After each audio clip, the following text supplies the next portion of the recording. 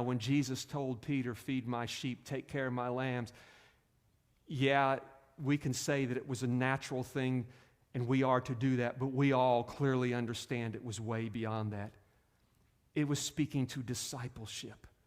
It was speaking to nourishing each other, helping each other grow up, taking our swords and our weapons and turning them into plowshares and cultivating one another, helping each other grow in Christ.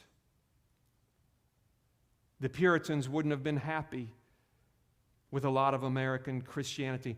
One of the big dividing points for the Puritans was they were very Calvinistic, probably, in all honesty, way too Calvinistic. The heart of Calvinism basically is God's in control. They believe in the sovereignty of God. If you're a true Calvinist, you believe God is sovereign and nothing absolutely is going to change that.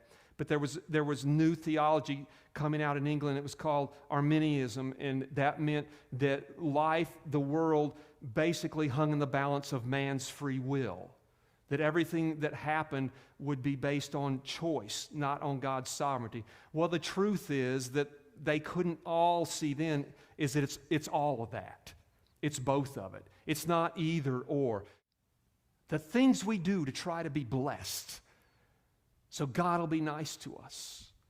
The things we discipline our flesh to do and make ourselves do even though we don't really want to do it. It's the right thing to do. The whole point to the story is who will choose to love God? Eternity, according to this story that Jesus told, which should carry a lot of weight, according to this story, eternity is reserved for those who love God, not jump through religious hoops.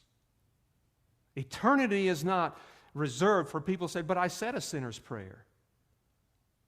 I cast out demons in your name. I even called you Lord.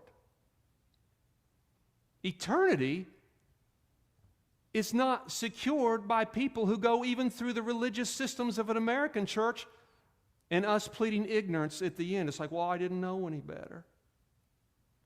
Eternity is reserved for the Davids, those who love God. The call of God is not to make it to heaven, to avoid hell. The call is to love God. The call is not to be perfect. The call is not to always be right. The call is just to love God. The response to loving God is just like Peter's life. You feed the sheep, you tend to God's flock, you love the people, you make the priority loving God, which means now the priority is what we call ministry.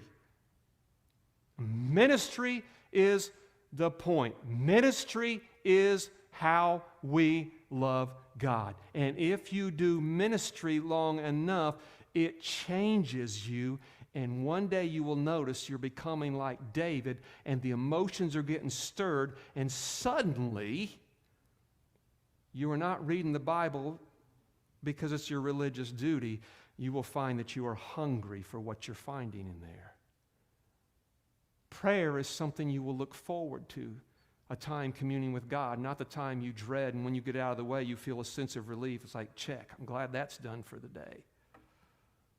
Serving and tithing and giving your life away are not things you do for the reasons that others have done that live under law, because this is how I get to heaven, this is how I gain brownie points with God, God will like me. If I do this for God, God will do this for me. No, it's all because we have reached into that revelation that Jesus was trying to give Peter, and understanding, I love you, so my life will be devoted to ministry.